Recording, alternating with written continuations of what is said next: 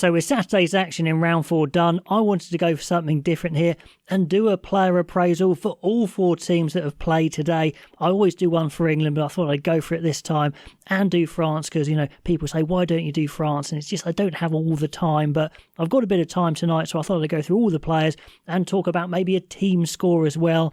I'll do the scores on the side as I talk about the players, but maybe disagree with what I say rather than just the scores because it's so hard to do a score out of 10.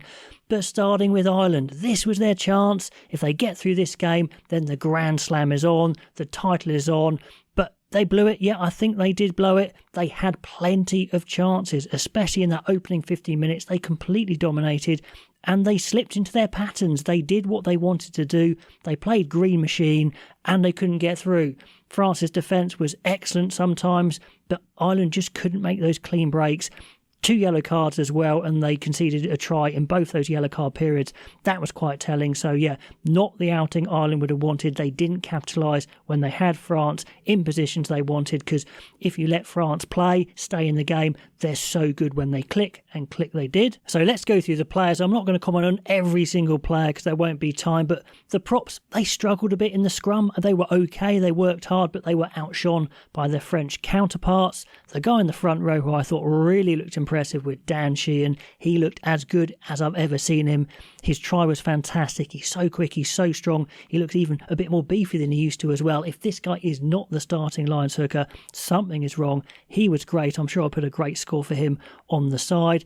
Second row wise, it's such a contrast. You have Joe McCarthy, who is massive, but a little bit brain dead, to be honest. And Tyg Byrne, who's a bit of a genius, not as big as McCarthy, but does kind of everything right. McCarthy, what was he doing tugging Ramos back? Just for that, his score has to go right down. It was so obvious. It wasn't even a clever pullback, to be honest. So he goes down, but he's huge. If he gets it right, if he gets his game together, he could be amazing. But yeah, a poor one for McCarthy. Byrne looking class as normal. Now, I think it's fair to say the back row was outshone again. Van der Fleer, former World Player of the Year, really was just shown up a little bit, to be honest. Just didn't look as good as his counterparts. It was okay. Armani, just a bit slow, to be honest. Against France, who are so good, he wasn't really out the races. Dupont ran away from him to create a try, and he just wasn't having the impact. They could have maybe started Conan, who came on and looked really good, and had Doris at 6. I think that would be better, because Doris isn't a massive ball carrier, although Doris did do some really good breakdowns.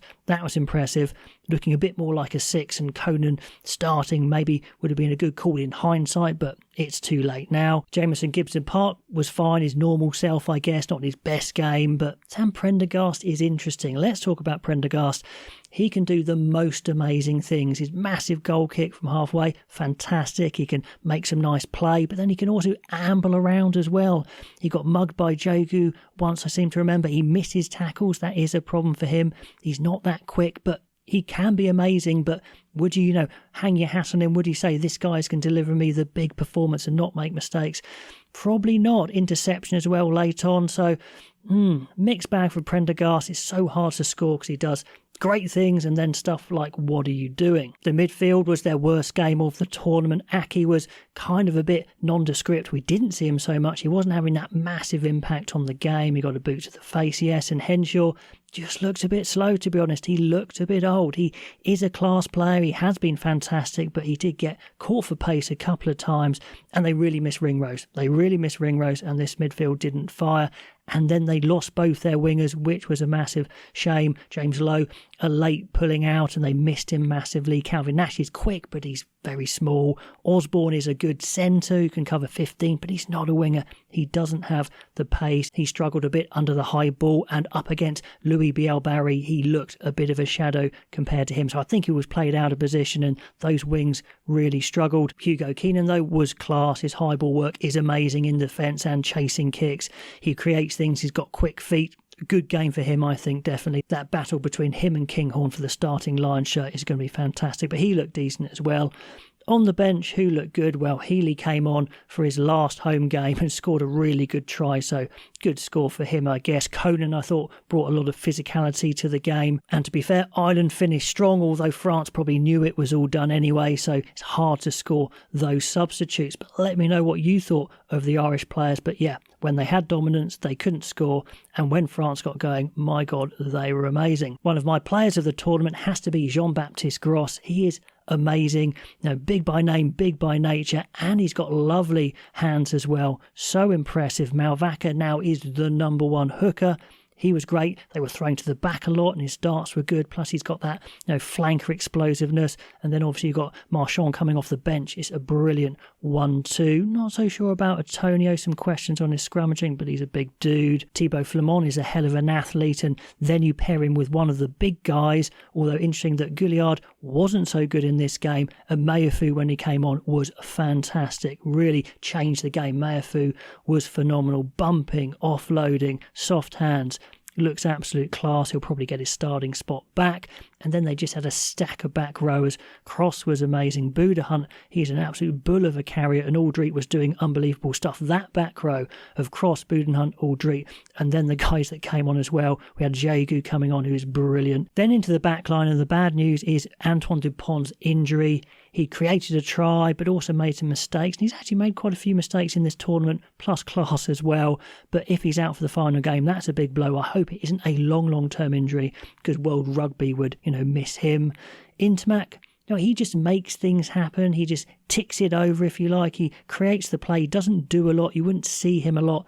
And I wonder if France couldn't slot in Ramos to 10 to do the same sort of thing and bring on that extra pace of Leo Barry to the back line, because goodness me, that would just take that back line even further, because the star man, probably 10 out of 10, is Louis Biel Barry. He is so quick, technically good.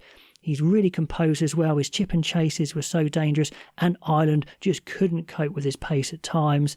Their centre partnership without Ficou, a little bit struggling. Moefana is a strong carrier. Barassi, not so sure. He does get caught out in defence, so I imagine that Ficou would come back in. Pinot, a good try, some good touches, but also some brain fades as well. And I wonder if Atasogbe will come in for him, or maybe they put Barry onto the wing. But certainly I think there's a little bit of jiggling to be done there. Ramos, creative, did well.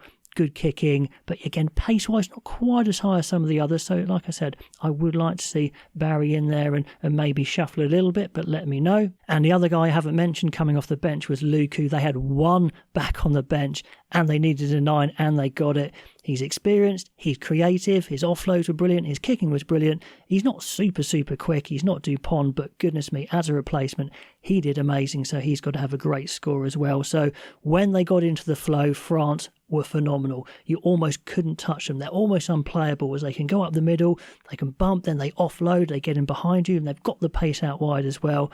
And just when that confidence is up, they play like Toulouse at their best, as you would imagine, and they were untouchable at times. Then let's talk about that crazy game, Scotland versus Wales, where Scotland were cruising and Wales came back into it. So many great tries. Blair Kinghorn, probably his best performance of the championship.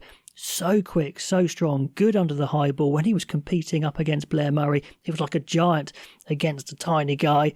So Blair Kinghorn, good stuff there from him. And Darcy Graham made things happen. So impressive. I mean, he's tiny, but you wouldn't really tell. Occasionally he can get bumped off, but so creative. Got a great shout to go on the Lions, and it would be a shame if he didn't go. And Hugh Jones is a nailed-on Lion. He is so quick and strong and powerful. Class act. Inside him, Tom Jordan is decent. He spreads the ball around. He moved to fly half, and actually when he moved to fly half, things went downhill a bit. I don't think they would have taken Finn Russell off if the game wasn't done. Nearly backfired. But, he's a good player, Tom Jordan, but when Tupelutu is back, he will be straight back in, I'm sure. Van der Merwe, very quick, very strong, caused havoc, did fly up in defence once, which cost a try, which he can do sometimes, but still crazy dangerous. And the guy who wasn't talked a lot about in the commentary was Finn Russell, who quietly went about his business really well, fizzed the passes around, kicked well. That was the sort of performance he actually needed, and like I said, when he went off, that's when things started going a little bit wrong. Ben White was fine, front row, Schoeman, Really impressed with Scuban, actually. I think he is going on that Lions tour, as is Xander Fagerson. Super impressive, so strong, beast in the tackle, counter-rucks. Liked him a lot. Cherry just doing his thing, to be honest, but not amazing. And the second rows are okay. The second rows are interesting for Scotland. They're big, they're strong, they're not that quick. Johnny Gray is a little bit of a plodder, to be honest, but they're solid, but nothing special. But Jamie Ritchie was special. He's been so good in this tournament. Just an absolute menace at the breakdown. You take your eyes off him for a second, he is on it. Darge, solid worker. Dempsey was the big carrying that you needed, so you could see why he started. But then when Matt Fagerson came on, I was impressed with him as well. Although overall, when the subs came on, like I said, things went down a little bit. Will Hurd really struggled, I think, in the scrum.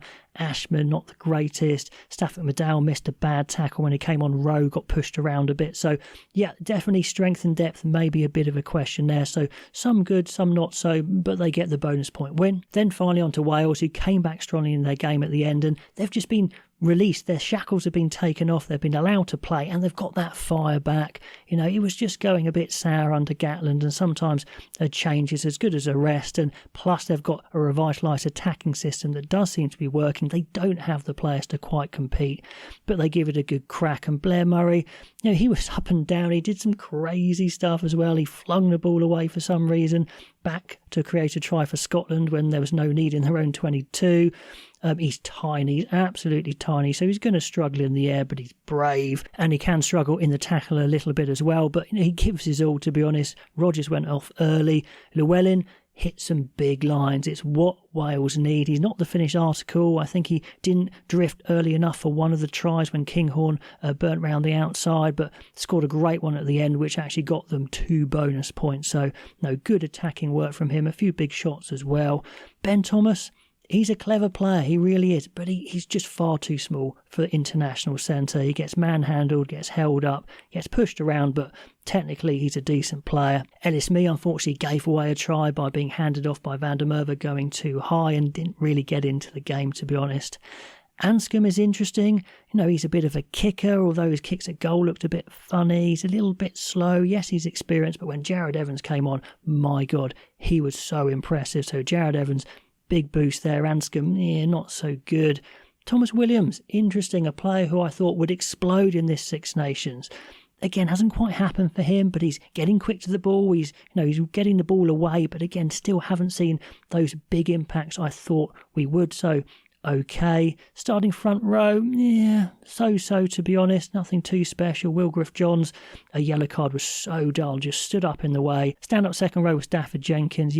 Watching him closely in the past, I said, I haven't quite seen it from him, but in the line-out, fantastic. And good turnovers as well. Not quite the impact, I think, the explosiveness from either of those guys. Will Rowlands, again, it's a bit of a plodder, to be honest. Morgan was fantastic, though. He just smashes in the tackle, rips the ball, carries. They use him off the line out. Indispensable for them. Rafael, so-so, one good turnover, but didn't really have the impact. He's not really a carrier, to be honest. Faletau is just a bit slower these days, but still does the class stuff. Scored at the end. I don't know if he would have scored if Kinghorn hadn't tripped over Murray, maybe, or Roberts, maybe, but he's still a good player. I don't think he'll make the Lions, but he's trying his hardest. And then off the bench, we had a bit of impact. Owie Lake came on, gave some energy. Teddy Williams hit that big line for the try. Jared Evans, I thought, made a massive difference and a brilliant break at the end from Joe Roberts. So decent impact off the bench. In the end, it wasn't for the win, but they did get 2 losing bonus points. So there you go. I've appraised every single player from this Saturday's games. Let me know what you made of the players, what scores you would give them, and why. And I'll catch you next time.